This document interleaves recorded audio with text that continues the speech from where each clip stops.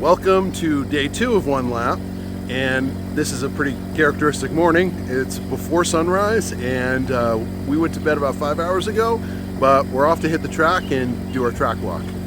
This is one of my favorite parts of every day, kind of our morning constitutional, is to do a track walk. And this gives a lot better perspective of things like camber and distances, and what a track actually feels like versus what you see on a video on YouTube. This track, which is at Motorsports Park Hastings in Hastings, Nebraska, it's a lot smaller than I thought just watching YouTube videos. But that's good for me because my car favors smaller, twistier tracks instead of longer, high power tracks. The other thing I always do in a track walk is take copious notes. We get a map for each track with our booklet, and I mark every corner where the apex is, how I think I'm going to brake and where I'm going to accelerate, and that helps me memorize my game plan for how I want to attack the track. Here's a video of my best lap of the day, taken in the afternoon. It was actually my third lap. So just crossed the start-finish line, coming into corner 1. This is a fun corner. Try to take it pretty fast and then track out to the right. I stayed pretty tight through this next corner, coming in, hitting the apex, then tracking out left. This somewhat straightaway has a kink in it, but it was fine to take at speed. And then this is the fastest corner on the track. I should have carried more speed here, but you know, it was okay. I built speed over the day, so overall felt okay about it. Then I have to brake pretty hard for this next corner in order to clip this apex, so that was pretty good.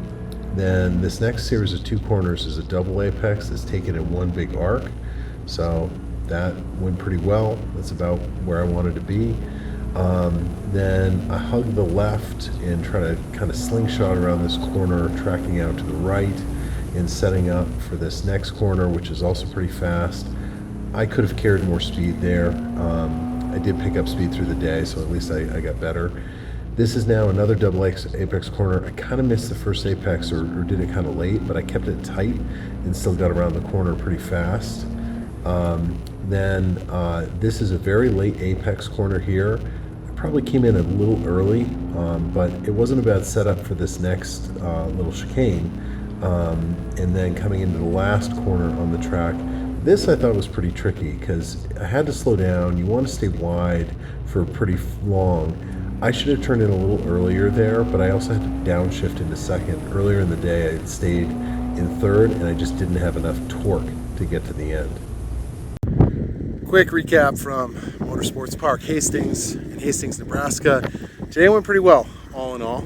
In the morning session, oddly, my first lap was the best, which is when we do a standing start, which means my other 2 laps were quite a bit slower. But what happened is I was getting brake vibration from what felt like either a warped rotor or a bad wheel bearing. So I spent a bunch of time checking and re-preloading that wheel bearing right there, and need a little bit more preload, but I think the rotor has a slight warp to it. But that's okay. Under heavy braking, the vibration goes away. Took it out on the road, no problem at all. And I think in the morning I ended up 67th or so, which isn't bad. But I felt I could do better and carry more speed into a lot of the corners, carry more momentum.